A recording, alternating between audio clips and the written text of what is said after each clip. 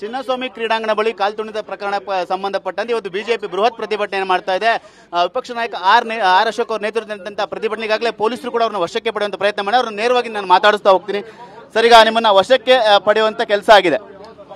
ಇದು ಪ್ರಜಾಪ್ರಭುತ್ವದ ವಿರೋಧಿಯಾಗಿ ನಾವು ಮುಖ್ಯಮಂತ್ರಿ ಮನೆಗೆ ಮನವಿ ಕೊಡಕ್ಕೆ ಹೋಗ್ತಾ ಇದ್ರಿ. ಇದರಲ್ಲಿ ತಪ್ಪೇನು? ನಾವು 11 ಜನರ ಸಾವಿಗೆ ನ್ಯಾಯ ಕೊಡಿ. ಈ ಕಾರ್ಯಕ್ರಮ ಮಾಡಿದವರು ಯಾರು, ಪರ್ಮಿಷನ್ ಕೊಟ್ಟವ್ರು ಯಾರು, ಕರೆದವ್ರು ಯಾರು, ಇದು ಕ್ಲಿಯರ್ ಆಗಬೇಕು. ಇಲ್ಲಿ ಈಗಾಗಲೇ ಕೋರ್ಟಲ್ಲಿ ಅಫಿಡವಿಟ್ ಹಾಕ್ಬಿಟ್ಟಿದ್ದಾರೆ. ಯಾರು RCB ಅವರು ಹಾಕಿದ್ದಾರೆ, IPL ಅವರು ಹಾಕಿದ್ದಾರೆ, KS. ನಮ್ಗೆ ಸಂಬಂಧ ಇಲ್ಲ, ಸರ್ಕಾರದ ಒತ್ತಡದಿಂದ ನಾವು ಮಾಡಿರೋದು ಅಂತ. ಇಲ್ಲಿ ಸರ್ಕಾರ ಏನು ಹೇಳ್ತಾ ಇದೆ, ನಮಗೂ ಇದಕ್ಕೂ ಸಂಬಂಧ. ಅಂದರೆ ಕಳ್ಳರು ಯಾರು, ಕೊಲೆಗಡಕರು ಯಾರು, ಇದು ಆಗಬೇಕು. ಇವ್ರು ಮುಚ್ಚಾಕುವಂಥ ಪ್ರಯತ್ನವನ್ನು ಮಾಡ್ತಾ ಇದ್ದಾರೆ. ಅದಕ್ಕೆ ಆಯೋಗಗಳು ಮಾಡೋದು, ಮುಚ್ಚಾಕೋದು, ಅದಕ್ಕೆ ಬಿಡಲ್ಲ ಇದನ್ನ. ಅದಕ್ಕೆ ಇವತ್ತು ದೊಡ್ಡ ಸಂಖ್ಯೆಯಲ್ಲಿ 4-5 ಸಾವಿರ ಜನ ಇವತ್ತು CM ಮನೆಗೆ ಮುತ್ತಿಗೆ ಹಾಕಿ ನ್ಯಾಯ ಕೇಳಕ್ಕೆ ನಾವು ಹೋಗ್ತಾ ಇದ್ದೀರಿ. ನ್ಯಾಯ ಕೇಳದಕ್ಕೆ ಹೋದವ್ರನ್ನ We at East Point Group of Institutions offer a wide range of courses that provide limitless opportunities, building skills over 2 decades. ಈ ಥರ ಪೊಲೀಸರು ದೌರ್ಜನ್ಯ ಮಾಡಿ ನಮ್ಮನ್ನ ಅರೆಸ್ಟ್ ಮಾಡಿ ತಗೊಂಡು ಹೋಗ್ತಾ ಇರೋದು ಇದು ಅನ್ಯಾಯ.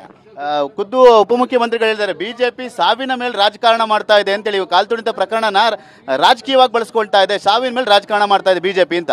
ನಾವು ನ್ಯಾಯ ಕೇಳ್ಕೋಸ್ಕರ ರಾಜೀನಾಮೆ ಮಾಡ್ತಾ ಇದ್ರಿ. ನಿಜ, ಸಾವನ್ ಮೇಲೆ ರಾಜಕಾರಣ ಮಾಡ್ತೀರಿ. ಯಾಕೆ ಅಂದ್ರೆ ಆ ಮನೆಯವ್ರು ಕೇಳ್ತಾ ಇದ್ದಾರೆ, ಕೊಂದವ್ರು ಯಾರು ಅಂತ. ಇವ್ರು ಹೇಳ್ಬೇಕು.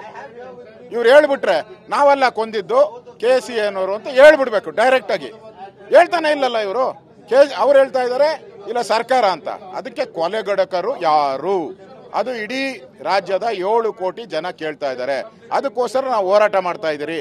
ಇದರಲ್ಲಿ ನಾವು ಸಾವಿಗೆ ನ್ಯಾಯ ಕೇಳ್ತಾ ಇದ್ದೀರಿ. ಸಾವಿನ ಮೇಲೆ ರಾಜಕಾರಣ, ಯಾಕಂದ್ರೆ ಸತ್ತೋಗಿದ್ದಾರೆ ಅವರೆಲ್ಲ ಪಾಪ. ನಾವು ರಾಜಕಾರಣ ಮಾಡಲ್ಲ, ಆದ್ರೆ ನ್ಯಾಯ ಸಿಗೋವರೆಗೂ ಬಿಡಲ್ಲ. ಮುಖ್ಯಮಂತ್ರಿಗಳು ಹೇಳಿದ್ದಾರೆ, ವಿಧಾನಸೌಧ ಸ್ಟೆಪ್ಸ್ ಅಲ್ಲಿ ಯಾವುದೇ ರೀತಿ ಅಚಾತುರ್ಯ ನಡೆದಿಲ್ಲ, ಅದು ನಡೆದಿರೋದು ಗ್ರೌಂಡ್ ಅಲ್ಲಿ ಅಂತ ಹೇಳಿದ್ದಾರೆ. ಅಂದ್ರೆ ನನಗೂ ಇದಕ್ಕೂ ಸಂಬಂಧ ಇಲ್ಲ ಅಂತ ಹೇಳ್ದಂಗೆ ಆಯ್ತಲ್ವಾ? ಒಬ್ಬ ಮುಖ್ಯಮಂತ್ರಿಯಾಗಿ KCA ಸ್ಟೇಡಿಯಂ ನಮ್ಗೆ ಸಂಬಂಧ ಇಲ್ಲ ಇದಕ್ಕೆ ಅಂತ ಪರ್ಮಿಷನ್ ಕೊಡೋರು ಯಾರು? ಇಡೀ ಬೆಂಗಳೂರಿಗೆ ಪರ್ಮಿಷನ್ ಕೊಡೋರು ಯಾರು? ಸರ್ಕಾರ ಕೊಡಬೇಕು. KCAಗೂ ಸರ್ಕಾರ ಕೊಡಬೇಕು. RCB ಯಾರು ಎಲ್ಲರಿಗೂ ಪ್ರೊಟೆಕ್ಷನ್ ಕೊಡಬೇಕಾಗಿರೋದು ಯಾರು ಕರ್ತವ್ಯ? ರಾಜ್ಯ ಸರ್ಕಾರದ್ದು. ಎಲ್ಲೇ ನಡೀಲಿ, ಕರ್ನಾಟಕದ ಮೂಲೆ ಮೂಲೆಯಲ್ಲೂ ಎಲ್ಲೇ ನಡೆದ್ರು ಪ್ರೊಟೆಕ್ಷನ್ ಕೊಡಬೇಕಾಗಿರೋದು ಸರ್ಕಾರದ ಕರ್ತವ್ಯ, ಮುಖ್ಯಮಂತ್ರಿ ಕರ್ತವ್ಯ. ಅದನ್ನ ಫೇಲ್ಯೂರ್ ಆಗಿದ್ದಾರೆ. ಅದಕ್ಕೆ ನೀವೇ ಕೊಲೆಗಡುಕರು, ಅದು ನಮ್ಮ ಆಪಾದನೆ. ವಿಮಾನ ದುರಂತ ಆಯ್ತು, ಕಾಶ್ಮೀರದ ಘಟನೆ ಆಯ್ತು, ಮೋದಿ ಅವರು ರಾಜೀನಾಮೆ ಕೊಟ್ರೆ, ಈಗ ವಿಮಾನಯಾನ ಸಚಿವರು ರಾಜೀನಾಮೆ ಕೊಟ್ರೆ, ಯಾಕೆ ರಾಜೀನಾಮೆ ಕೊಡಬೇಕು ಅಂತ ಕಾಂಗ್ರೆಸ್ನವ್ರು ಕೇಳ್ತಾ ಇದ್ದಾರೆ. ನೀವ್ಯಾರು ಬಂದು ಫ್ಲೈಟ್ ಅಲ್ಲಿ ಇದ್ ಮಾಡಿ ಅಂತ ಯಾರು ಹೇಳಿರ್ಲಿಲ್ಲ. ಇಲ್ಲಿ ನೀವು ಕರೆದಿದ್ರಿ, ಬನ್ನಿ ಸೆಲೆಬ್ರೇಟ್ ಮಾಡೋಣ, ಫಂಕ್ಷನ್ ಮಾಡೋಣ, ಸೆಲೆಬ್ರೇಟ್ RCB ಗೆದ್ದಿದೆ, ನೀವು ಕರೆದವರು. ಅಲ್ಲಿ ಯಾರು ಕಾಶ್ಮೀರದಲ್ಲಿ ಪುಲ್ವಾಮಾದಲ್ಲಿ ಸತ್ರಲ್ಲ, ಅವ್ರು ಯಾರು ಇನ್ವೈಟ್ ಮಾಡಿರ್ಲಿಲ್ಲ. ಅಲ್ಲಿ ಸತ್ತಿದ್ದಾರೆ ಅಮಾಯಕರು. ಆದ್ರೆ ನೀವು ಇನ್ವೈಟ್ ಮಾಡಿ ಸರಿಯಾದಂಥ ಫೆಸಿಲಿಟಿ ಕೊಡದೆ, ಸರಿಯಾದಂಥ ಬಂದೋಬಸ್ತ್ ಕೊಡದೆ, ಸರಿಯಾಗಿ ಕಾರ್ಯಕ್ರಮ ಮಾಡದೆ, ನಿಮ್ಮ ನೆಗ್ಲಿಜಿಯನ್ಸಿಯಲ್ಲಿ ಸತ್ತಿರೋದು.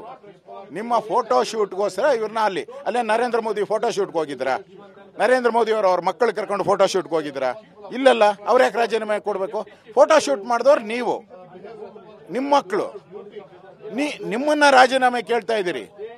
ಪ್ರಧಾನಮಂತ್ರಿ ಫೋಟೋ ಶೂಟ್ಗೆ ಹೋಗಿಲ್ಲ ಅವರು, ಅವ್ರನ್ನ ಕೇಳ್ತೀರಾ ರಾಜೀನಾಮೆ ಕೊಡೋರು? ನಿಮ್ಮ ಹೋರಾಟ ನಿರಂತರನ ಬಿಡಲ್ಲ. ಇವರು ಕಳ್ಳರ ಸರ್ಕಾರ, ಕದೀಮರ ಸರ್ಕಾರ. ಯಾವುದೇ ಕಾರಣಕ್ಕೂ ಬಿಡೋ ಪ್ರಶ್ನೆನೇ ಇಲ್ಲ. ಇವರು ಈ ಸರ್ಕಾರ ಕೊಲೆಗಡುಕರ ಸರ್ಕಾರ.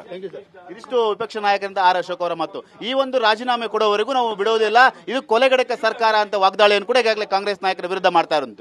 ಕ್ಯಾಮರಾಮನ್ ಸಯ್ಯದ್ ಜೊತೆ ಸುನಿಲ್, TV9 ಬೆಂಗಳೂರು.